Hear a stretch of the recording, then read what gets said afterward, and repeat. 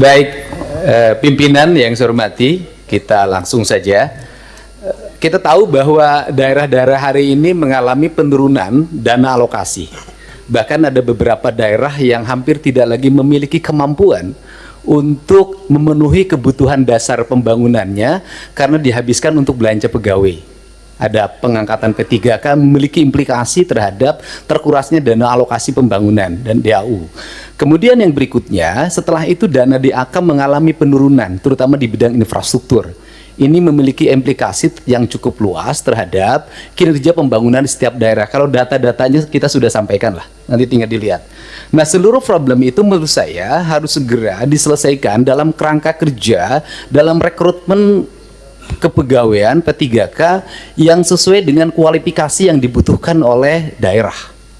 Saya berikan contoh misalnya, tidak semua menurut saya seleksi untuk P3K atau ASN itu harus melalui pendekatan seleksi digital. Kenapa? Karena ada beberapa spesifikasi pekerjaan yang itu tidak perlu digitalisasi. Sopir truk sampah itu nggak usah seleksi ASN menurut saya. Tukang sapu itu tidak usah. Tukang taman tidak usah, tenaga office boy tidak usah, tenaga pengamanan tuh tidak usah.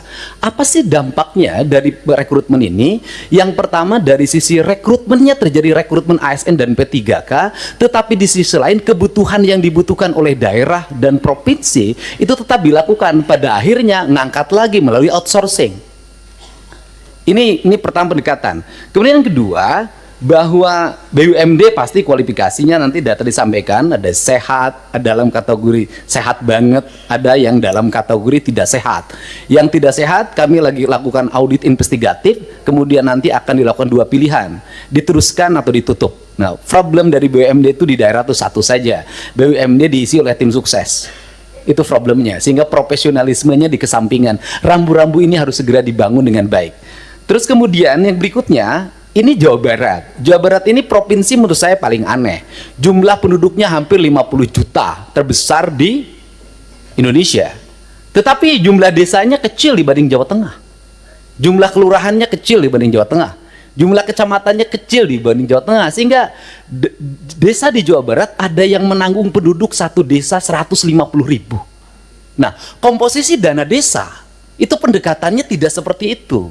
Tetap saja pendekatan-pendekatan normatif daerah ini yang harus segera dilakukan evaluasi ini. Dan kemudian yang berikutnya adalah sudah juga semestinya Komisi 2 memelopori daerah desa yang sudah berubah karakternya menjadi kelurahan karena pertumbuhan industri, harus segera dibuat kelurahan tidak desa lagi, karena pendekatan kewilayahan sudah tidak relevan lagi dengan jumlah penduduk yang tidak monokultur, yang sudah plural. Yang perlu dilakukan pendekatan birokratif, bukan berdasarkan pendekatan politik. Ini yang harus dilakukan. Kemudian yang berikutnya adalah daerah menanggung beban apa lagi? Instansi vertikal seperti Kementerian Agama itu kewenangannya banyak banget, ngurus madrasah diniyah, madrasah sanawiyah, madrasah aliyah, masjid, pondok pesantren, tapi duitnya nggak bawa.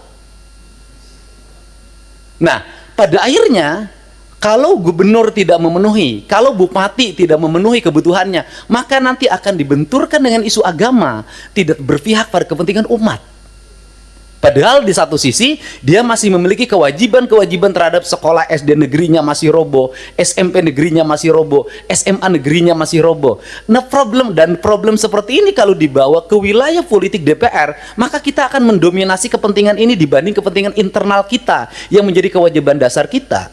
Untuk itu nanti ke depan Kementerian Agama harus jelas.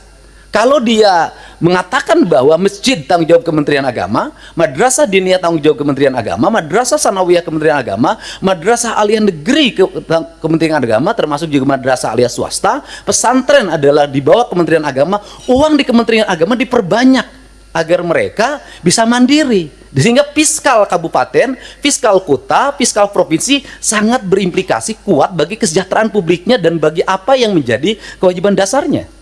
Kemudian yang berikutnya adalah ini urusan otonomi di Jawa Barat. Lucu, ada kabupaten yang penduduknya 6 juta, ada kota yang penduduknya hanya 250.000 tapi berbatasan.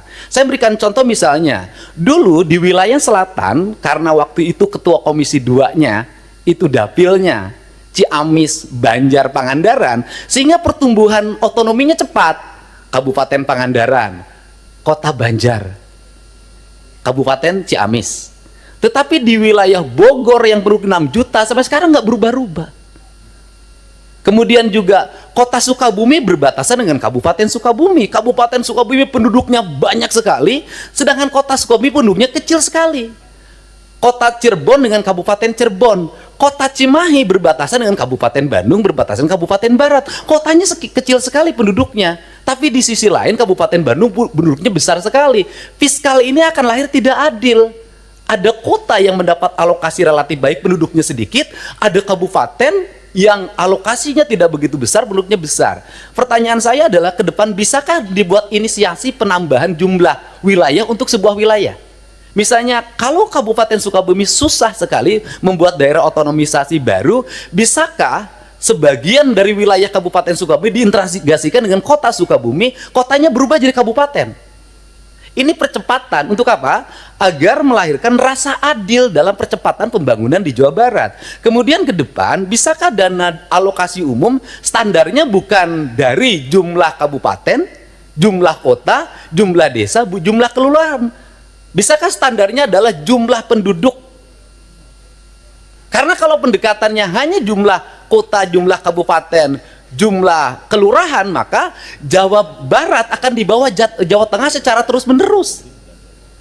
Sedangkan beban residu akibat pertumbuhan industri berbatasan dengan ibu kota negara, berbatasan dengan Jakarta, itu memiliki implikasi luas dalam penanganan. Barangkali ini sebagai pengantar dari saya dalam pendekatan-pendekatan ke depan, dan ini amanah dari teman-teman di daerah. Semoga kebuntuan-kebuntuan ini bisa dilakukan percepatan-percepatan. Karena apa? Karena daerah diperlukan upaya-upaya kita untuk melakukan perubahan-perubahan, tidak boleh secara terus-menerus dengan pola monoton seperti ini. Nah, yang terakhir misalnya hari ini daerah harus beratraksi. Misalnya penurunan di sektor alokasi irigasi di BBWS, itu kan harus ditutup lewat provinsi karena itu kebutuhan dasar pertanian, kemudian daerah aliran sungai, dan itu berdampak pada banjir. Nah ini juga akhirnya kita banyak menutup kita ini, dan akhirnya berbagai kegiatan di daerah itu, berbagai kebutuhan di daerah yang sebenarnya itu menjadi kewenangan pusat, itu pada akhirnya juga ditutup lagi oleh daerah.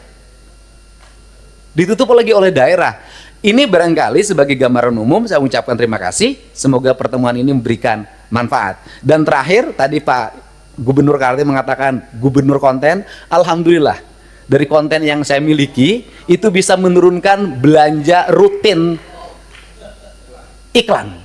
Biasanya iklan di Pemprov Jabar kerjasama medianya 50 miliar. Sekarang cukup 3 miliar tapi viral terus. Terima kasih.